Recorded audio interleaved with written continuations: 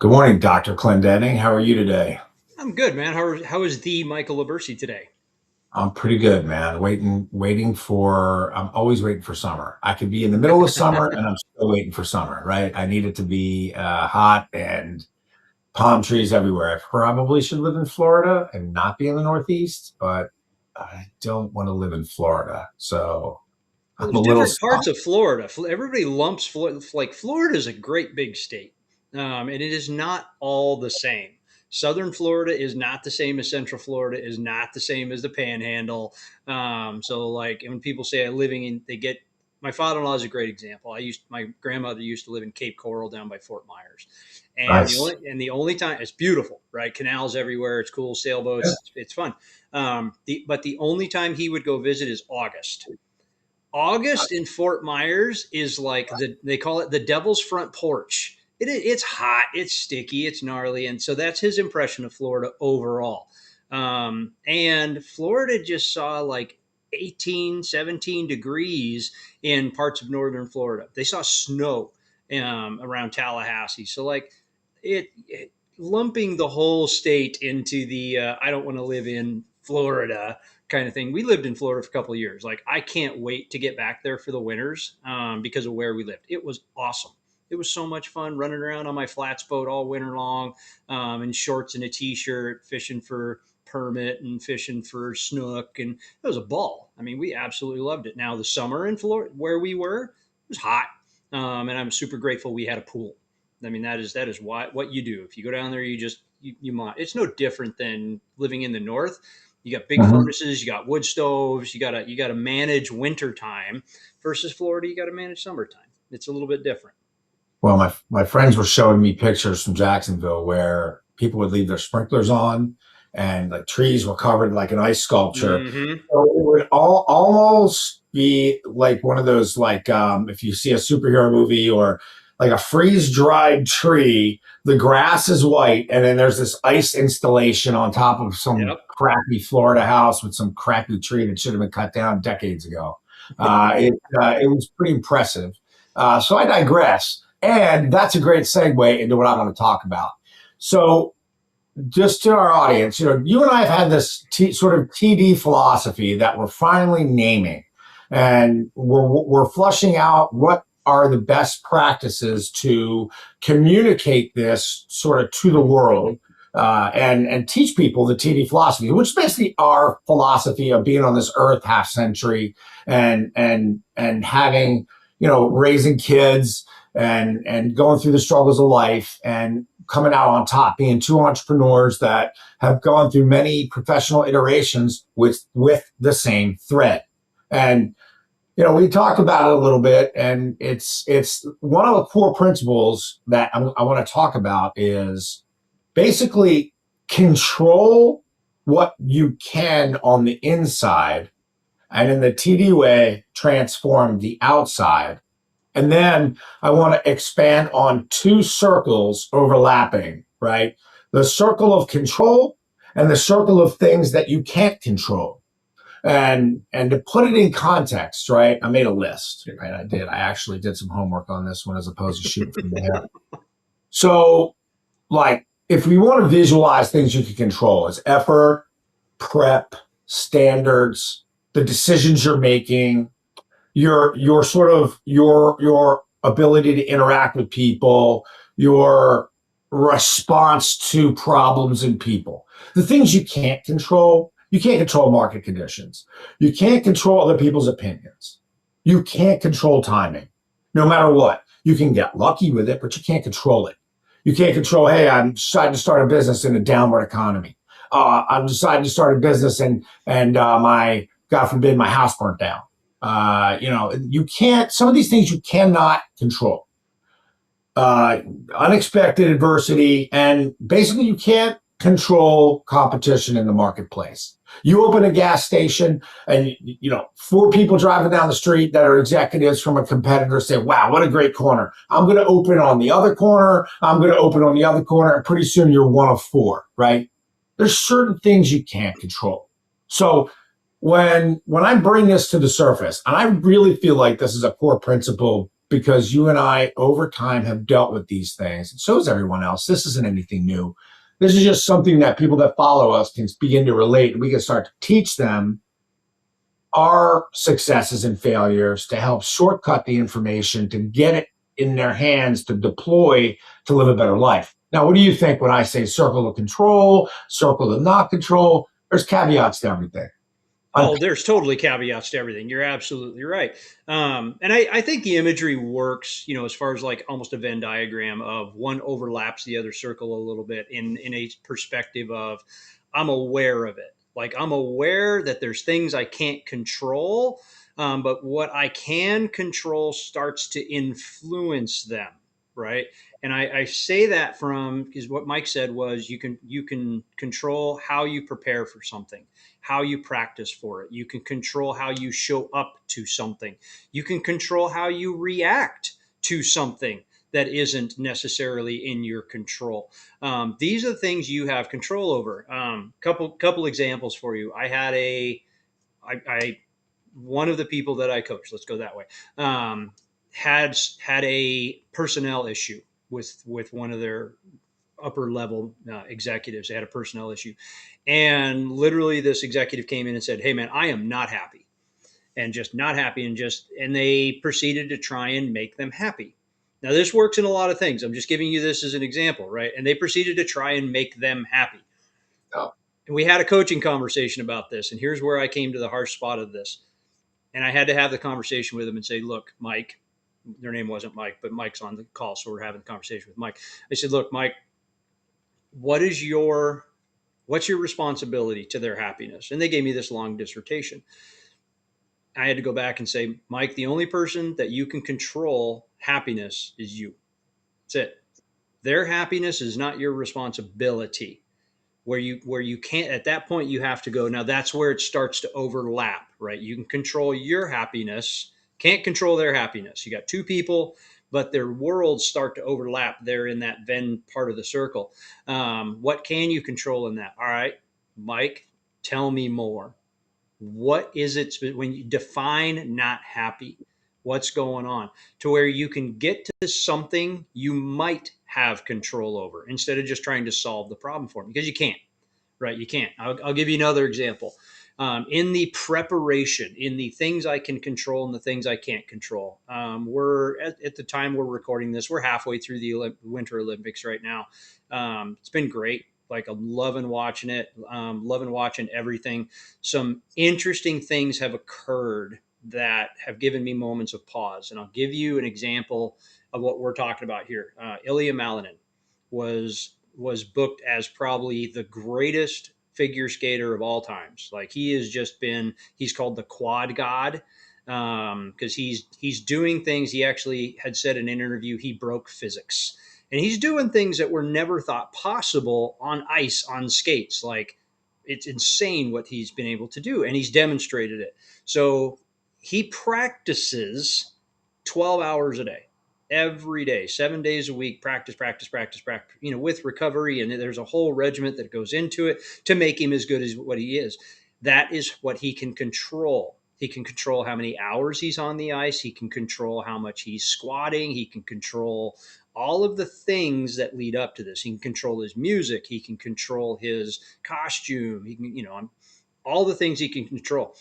Gold medal round, final skate, last of the short program. He is leading. All he has to do is literally probably skate in circles and pretty much just finish the base elements.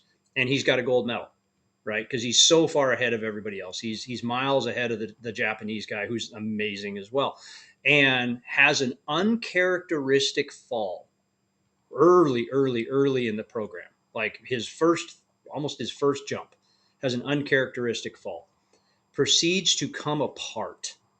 Like worst short program he's has put on in his professional career, falls to eighth place. Not just out of medal standings with a significant lead, falls to eighth place.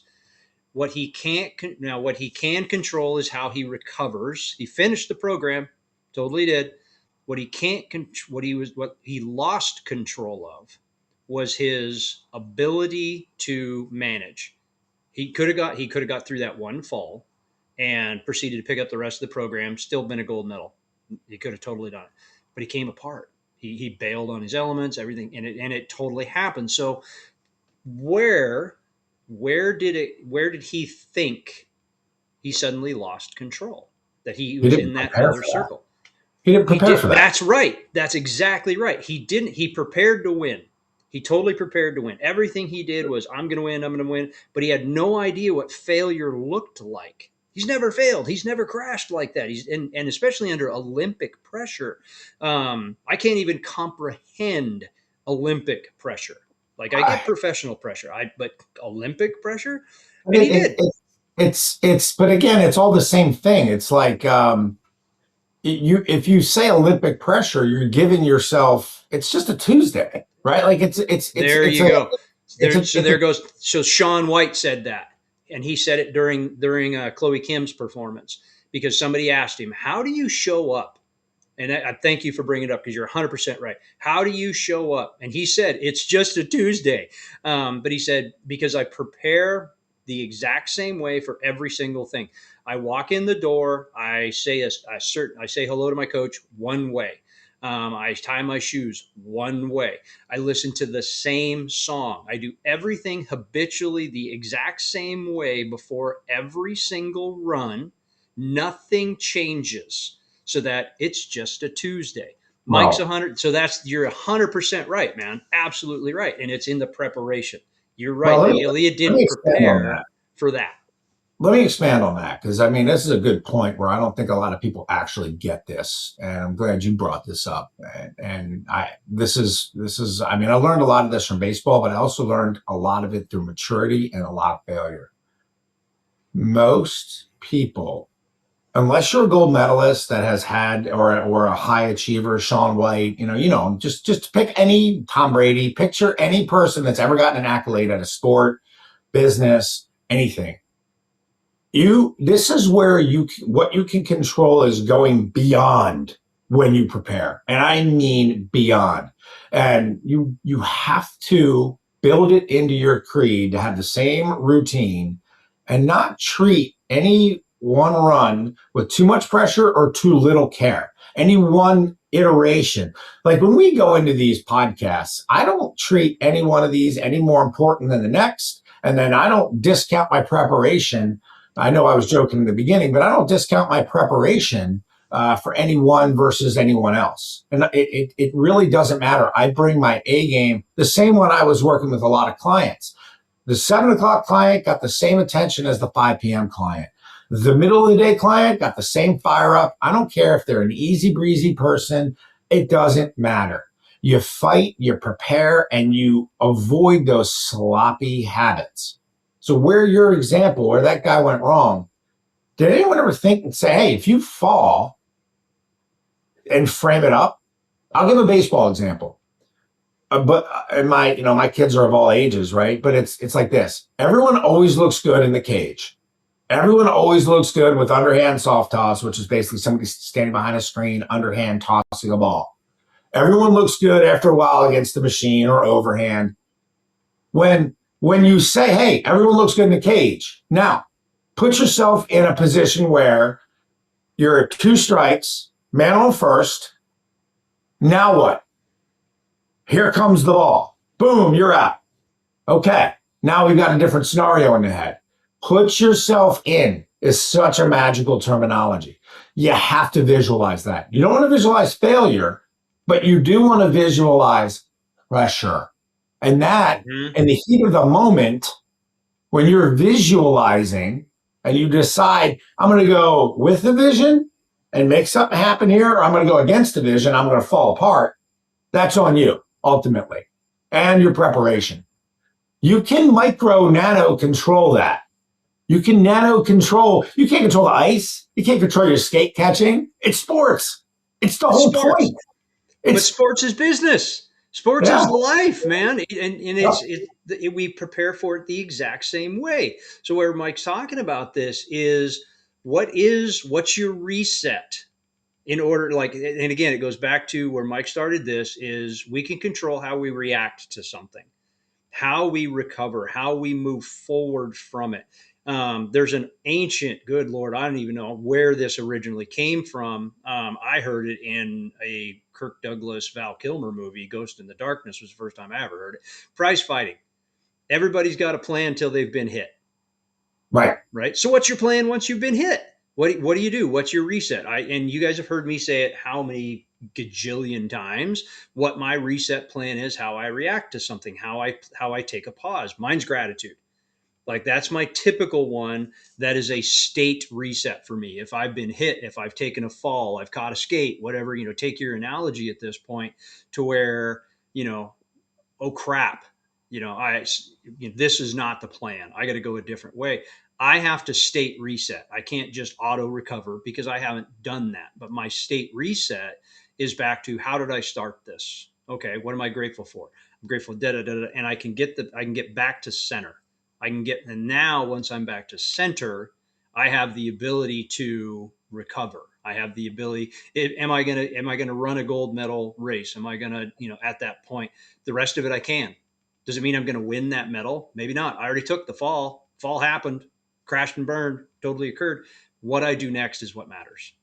How I move forward. So for me, it's a state reset. So this is where we're talking about this from our core concepts that our audience is well aware of at this point. We're just walking through these pillars for you of what they mean. But find us on YouTube. Find us on Simplecast. Find us on Spotify. Find us on Apple. Leave us a review. Connect with us on social media. If this is resonating with you, which it is, let's be honest. Quit just sitting on the bench. DM us, send us a message, engage with us in some capacity. We'd love to hear from you. We'd love to have a conversation with you, whatever that may be. And absolutely do it. Like go download it off of Apple. We love that. So we wanted to talk about that. We've got some great sponsors. You guys heard them before, heard them after. We've got some new people coming on that we're going to start talking about during the show. We're super stoked about that. So yeah, I'm excited. And that's stuff we can control, right? What can we control? We can ask you to go listen. 100%. Right. Are you going to go listen? We can't control that. All we can do is we can ask. This is what we can control. We can make the ask. Well, there's a ton of good stuff in the world. You just have to grab it. So I've got to work on that gratitude piece. I don't know that I want to work on it and adopt it, but I've got to take a look at it. Mine is outcome focused, right? So I switched my state to what am I trying to do here? How can I achieve that goal? If I have to state reset by asking myself the outcome, because again, I used to battle a lot. I used to be a grappler. I used to be a boxer, a kickboxer. I was a bouncer for years. If I had to estimate the amount of altercations I've been in my life, over 500 physical altercations, either professionally or professionally saying being a bouncer for 5 years in a DC nightclub where, my section was the Asian gang section, breaking them up, getting in the middle of them, a bunch of people, rolling on ecstasy, beating at each other, so mine is outcome focused, right? And when you start to realize in a split second, and again, every skill in the world, sure, there's a proclivity, but you have to hone it. And you start getting a little bit beat, you get out of winning, you go to survival, then you survive, and then you get back to winning. That can all be within the same 3 seconds, but the outcome shifts quickly. You don't lose perspective, but you change your outcome. And that's why, my history, that's why I don't have road rage. That's why I don't get into altercations these days, because I'm over it. There's a movie, a Vin Diesel movie. It was actually, Dennis Hopper. Who's the other guy? He was Teddy KGB in Rounders. John Malkovich was in it. Vin Diesel, like I said, it was called Knockaround Guys. And Vin Diesel was like, all right, after 500 fights, the movie was right. He said, after 500 fights, I realized it's not about winning and losing. It's just about whatever it is. He was right. The movie was right. The writers were correct. And when you state shift, like you talked about, and you get to that secondary, whoa, I'm grateful. How can I achieve the same result? it takes practice. And if you're not prepared for it, like the figure skater, like most people in business, there's times, Jake, where, I mean, I'll be honest with you, early on in my career, I was a little distracted being an entrepreneur. I was a very immature solopreneur. I was very immature. I didn't know what I was doing. And there were some times where I would look at my bank account and go, damn, why am I out of money? And then I started crudely tracking, because I wasn't using software at the time. I started crudely tracking my billing. Dude, I was thousands of dollars off of billing my clients. I'm like, holy smokes. And then I'm having the conversation of, hey, I forgot to bill you for 2 months. Meanwhile, can you hit me up for $3,000? It's like, hey, pal, it was just immature, right? It was immature, but I'm looking at a cash flow deficit, and then I'm figuring out how to structure, not pissing someone off from saying, yeah, okay, you've had 3 months of service and I'm finally retro billing you. And yes, you can afford it. It's clear, but I'm not spending your money for you, whether I think you can afford it or not. I was treating clients like they were a savings account. That was terrible. It was horrible business practices. Horrible. I mean, I can't tell you how much money I've lost. Again, this is way early on. I learned that quickly. So again, when we say state change, it's before, and when you're a mature person, and if you're hearing this is your lesson, and you're hearing Jake's voice talk about this, before you start down a path of making bad decisions, you ultimately know what you're doing. When you sort of change, we talked about gut feeling, when you change your way of thinking, you're going against your gut, or when you're just sort of following a path of pleasure and you're not working on the hard stuff, and you're not in the circle of control anymore, and you're just sort of in this emotional drift, you're self-sabotaging, and you're starting to get into things where you're leaving your life, your money, your behavior, your future, and your outcomes in the hands of someone else, not yours. I forget to bill 3 clients, and they just decide they don't want to pay. What am I going to do? Sue them? For what? For what? When? How? What if they die? Who am I going to call? Their wife? By the way, your husband owes me $3,000 for training, for coaching. Hello? So it's important to really concentrate. And again, let's say you're the executive and you're a miserable person in life, and you're your client who's going to his executive, and if your client is asking the person like, hey, what are you doing to take care of yourself? What are you doing to manage your own money? This is what we do for workforce coaching. How's this workforce handling themselves? Right? Like, what responsibilities is somebody bringing? In my opinion, the role of an employer is, okay, you're the visionary, right? And you'll coach to this in a minute, but you're the visionary. You provide opportunities for your employees, safe environment, and the mediums in which they can process. If you have an office, all the phone works, the power's on, the door's locked, the computer software is up to date, the desk's fine, the trash is taken out, there's some sort of bathroom maybe, right? If you're not providing that, or if it's providing clarity as to what the business is providing, and then what the responsibilities are on the employee. And then if the employee or contractor or other executive is miserable at this job, well, what mitigating factors, right? If you're a degenerate gambler and you're miserable at work because now all of a sudden you've got yourself into a cycle where you need and you're working paycheck to paycheck, I don't know. You tell me, Jake. I mean, what would you go a little deeper into that example? How does somebody make themselves happy when you got 2 minutes? How does that executive tell that other executive how to make themselves happy? How does it spin that? I'm gonna go back to that one again. It is someone else's happiness is not their responsibility. Right, but how do you convey that? How do you convey that without Just saying like that. "F you"? Just like that, plain and simple. You've got to. This is where, and this is a little bit different space to be in, but this is where clear boundaries, clear expectations, and clear accountability play the role of what it's going to be. If I am, yeah, this is where that's got to come in, plain and simple. If somebody comes in and says, "Man, I am just not happy," hey, I can see that. I can absolutely see. Like I see the frowny faces. I can see the lines across your forehead. You know, you're clearly going through something. Let's spend a little time. Let's talk about that. Tell me what's right? going on. But Right, and it's you just brought up three powerful things. All of what you just said is something someone can control. that's correct. Boundaries, whatever you said, the boundaries, Boundaries. Yep. expectations, Expectations accountability. and accountability. That's it. That's what you can control. Well, that was a lot, and that basically, this episode might be a playback a couple times to kind of get that skill. And as we build into our future, we'll start bringing these in and citing some examples for everybody. Jake, anything else to add? We are out of time. No, let's go, man. Let's go. Let's hit the next episode.